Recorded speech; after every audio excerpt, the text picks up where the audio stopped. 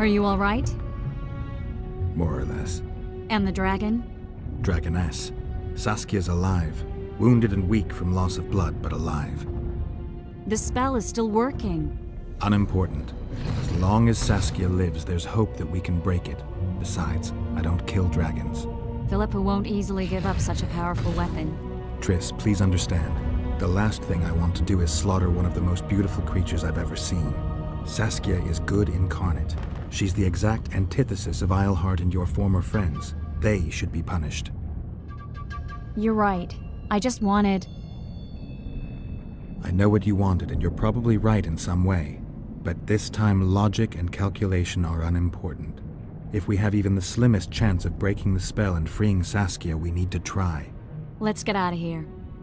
I guess Letho got away. He's waiting for you. Waiting? Where the Temerians made camp. Come on. What do you mean, waiting? How do you know? Utter chaos broke out after the dragon attacked. I tried to reach Philippa's quarters. A terrified man approached me in one of the alleys, gave me a letter and begged me not to harm him.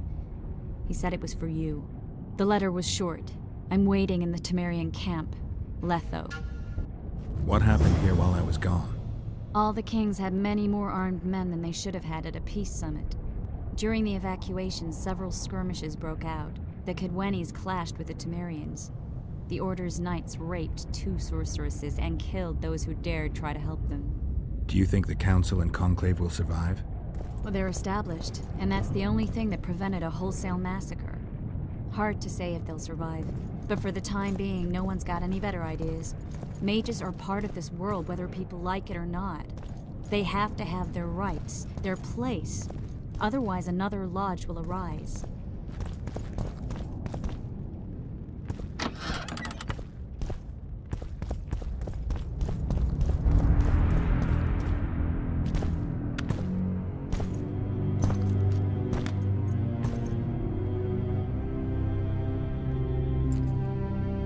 Took you a while?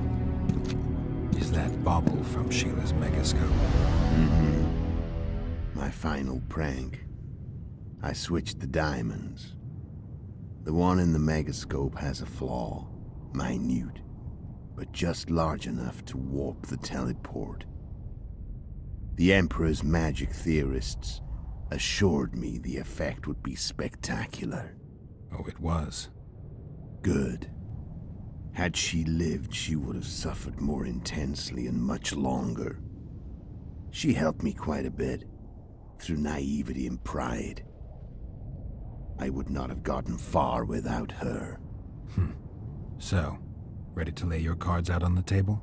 No matter the game, there comes a point when all the players need to show their cards. I love that moment. But first... vodka. I suppose my throat's a little dry. In that case, let's drink to old friendships.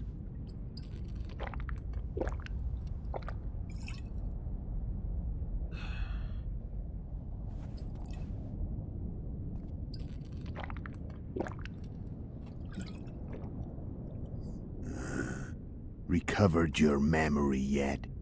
Not entirely. Remember how we first met? Yeah, I saved your life. Couldn't think of a nicer way to pay me back? Frankly, I couldn't. I mean, taking care of another man's woman, Yennefer.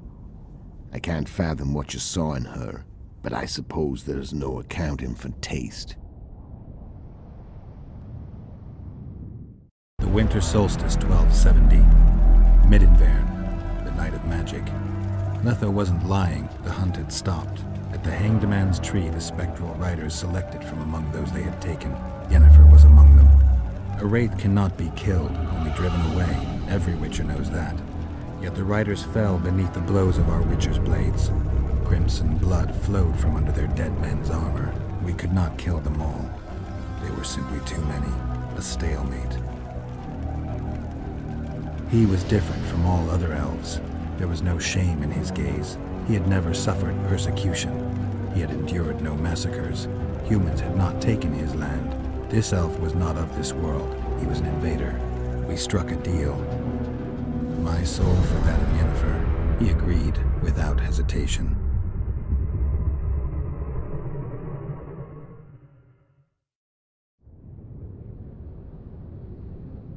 Back with me, friend?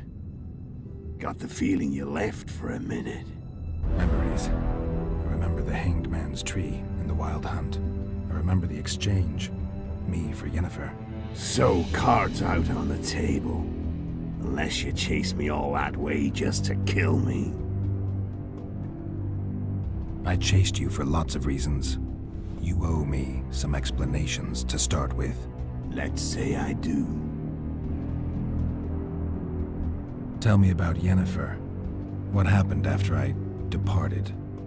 She was feverish for several days. Delirious. In agony. We thought that was it. She was on her way out. Somehow she recovered. But even then she was disoriented. Amnesia like you. What then? Well, the woman turned out to be quite a character. Throwing temper tantrums. Trying to seduce orcs. Trying to drive a wedge between us. After you so nobly sacrificed yourself, we thought it'd be dumb just to leave her somewhere. She wouldn't have survived more than a month. The whims and vigor of a duchess, but she was just a sorceress with no memory. We were in the heart of the Empire. And as I'm sure you know, Geralt, in Nilfgaard, mages who behave like that either drop their bad habits quickly, or are drawn and quartered by horses in the middle of Victory Square. So I heard. So we set out, wandered through the provinces. Everywhere we went, she got in trouble and we pulled her out. And then one day they captured us. The Imperial Secret Police. Me, Ox, Serret, and Yennefer. Imperial Secret Police? Mm-hmm. We were separated, and they questioned us. Long and thoroughly, but it was uneventful. No violence. That's how I met Vatia de Rideau. And a couple of weeks later, the Emperor himself. Me.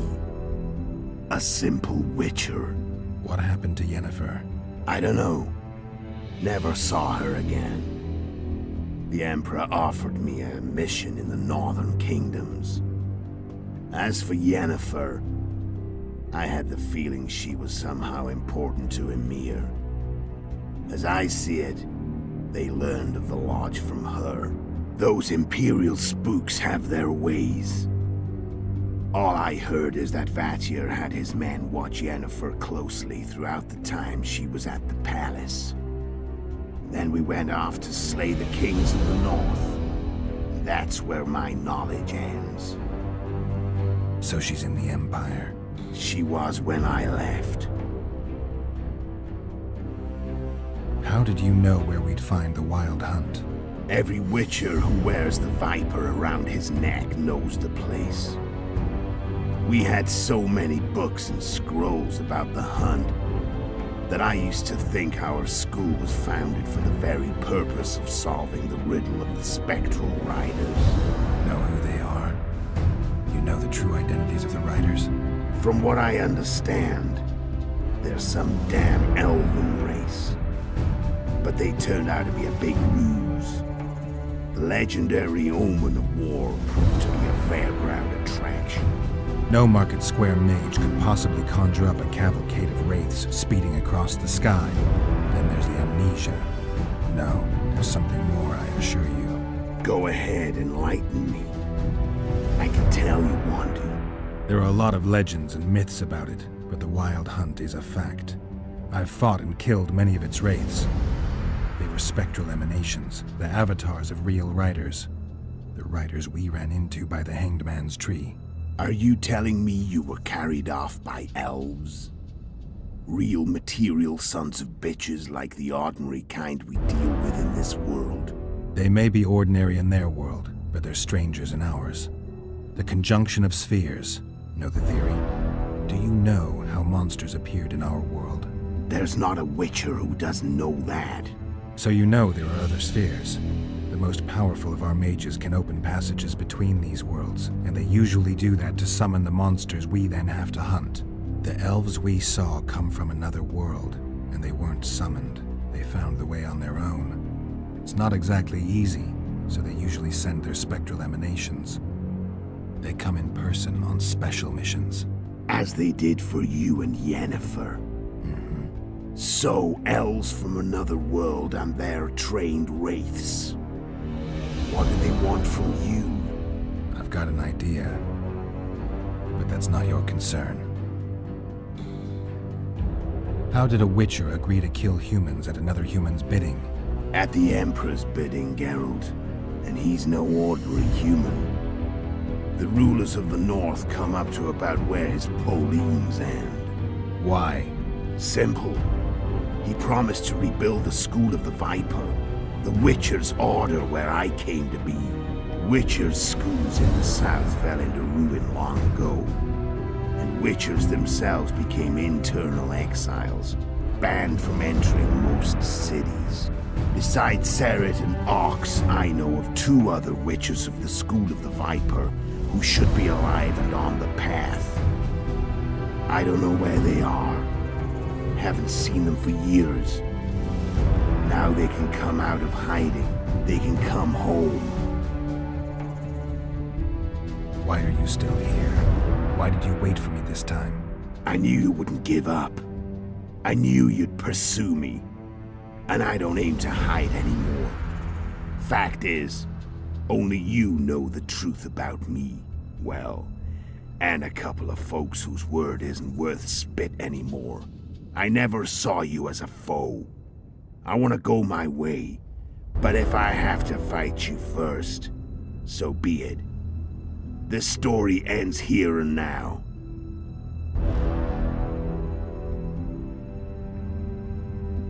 Care to tell me what it was all about?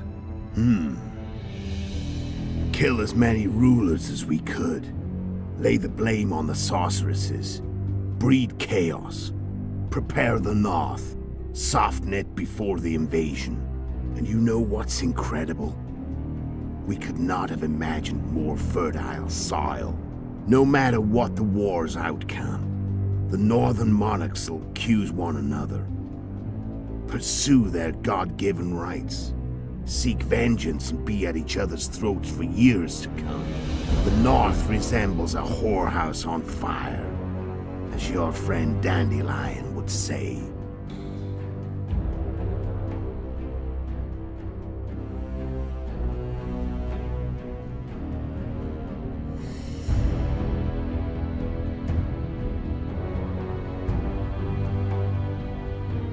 How did you know Foltest would come to the monastery's solar?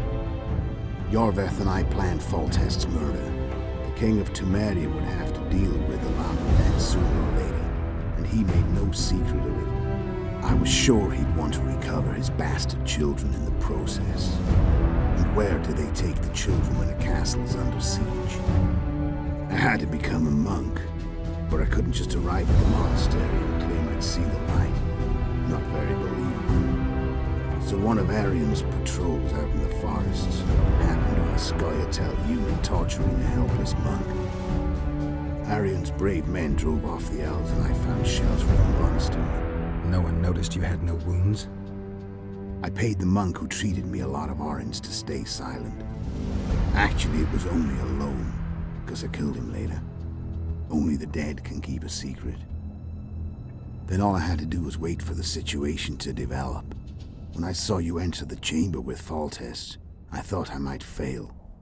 Luckily, you failed. To recognize an old friend.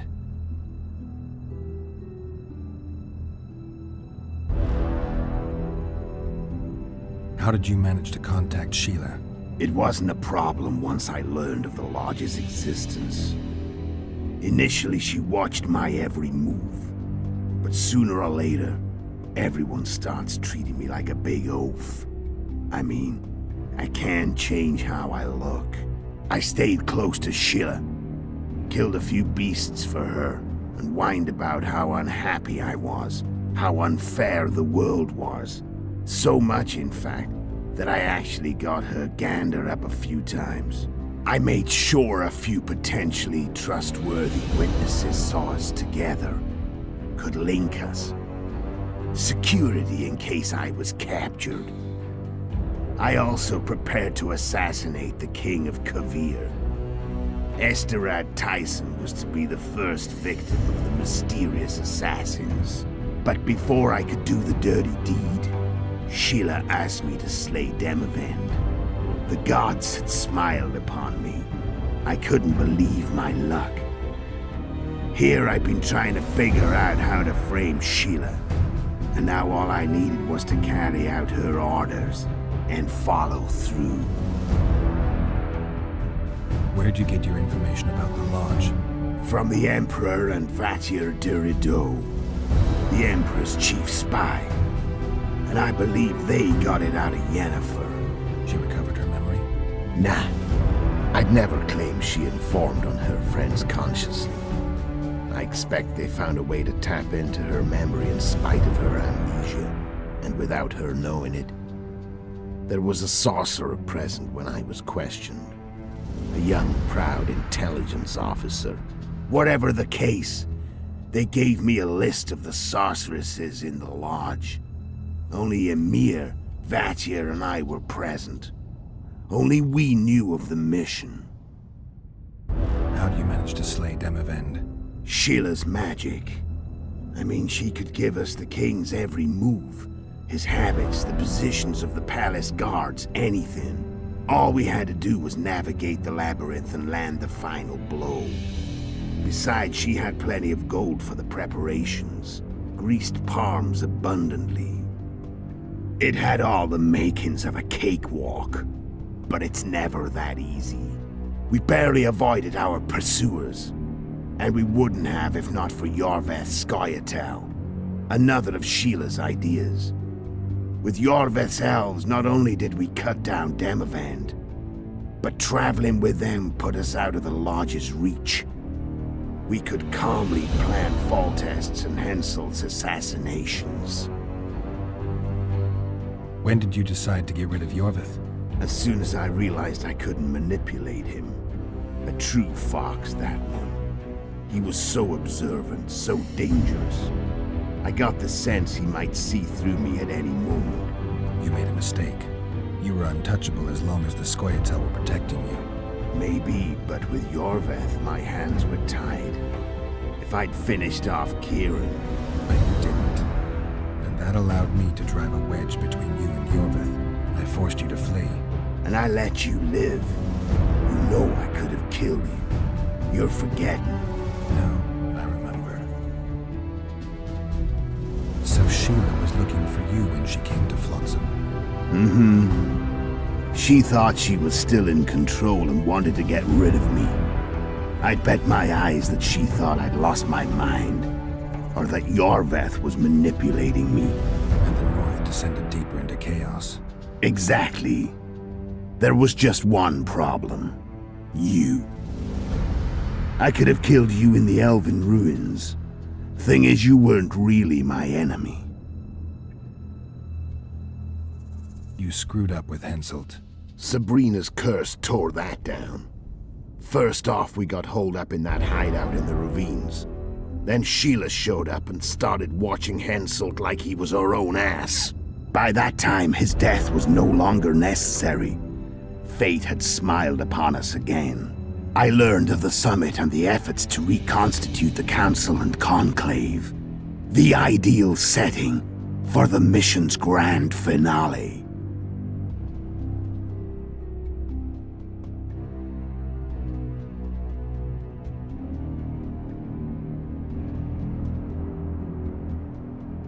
I'm done talking.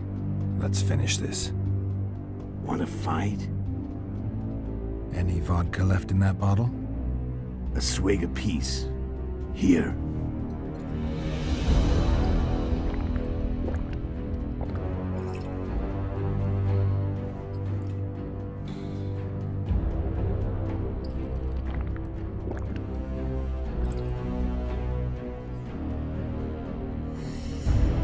The Imperial army is probably crossing the Yaruga as we speak.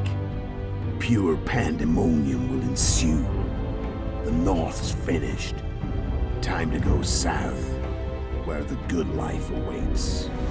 You're a fool, Letho. Both you and your Emperor are forgetting one thing. Misfortune brings people together.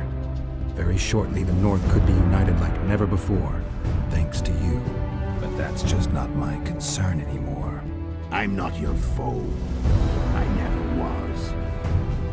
Let me walk away and I will. You'll never see me again. Force me to fight, and this time I'll kill you. Time to fight. Ready? As I'll ever be. You fear death. Stop. Fight. What does it feel? You're almost dead. I said fight.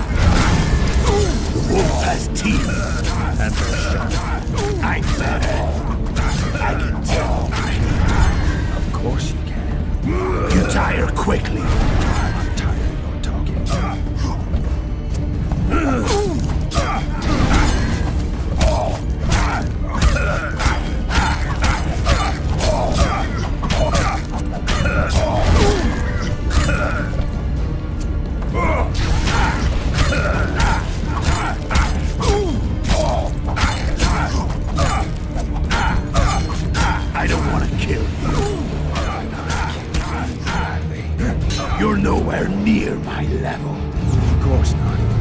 I'm the Kingslayer.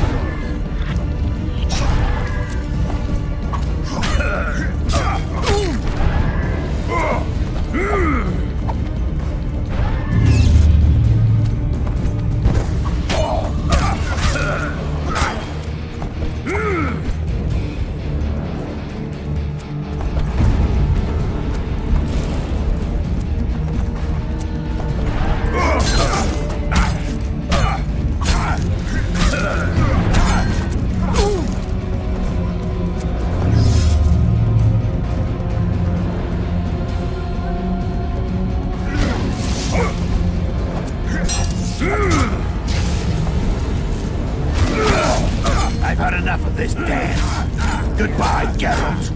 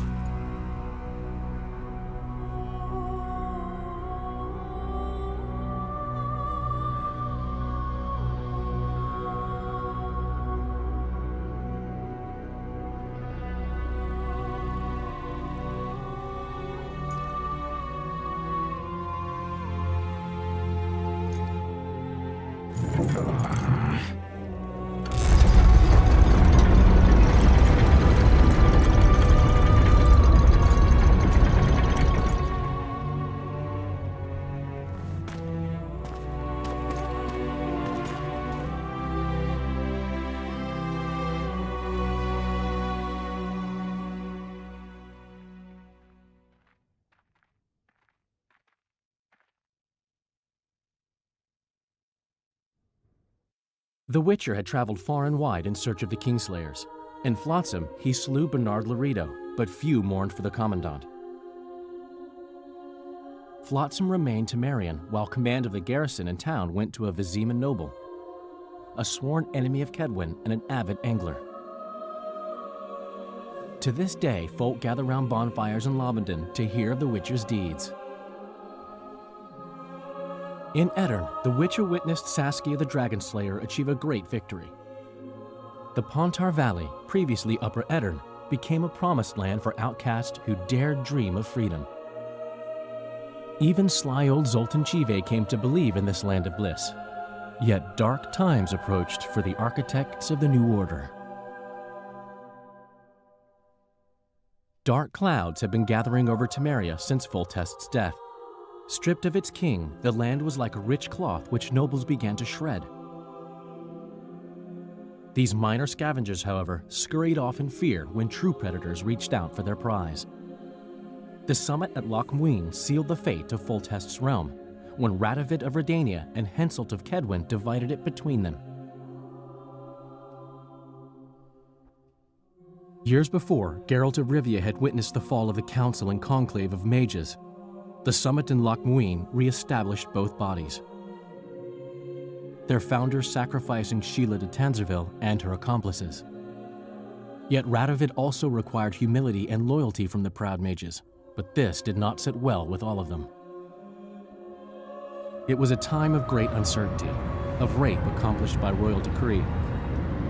Yet as troubled as the days seemed, we, who had in some way shaped the world's fate, finally received some respite.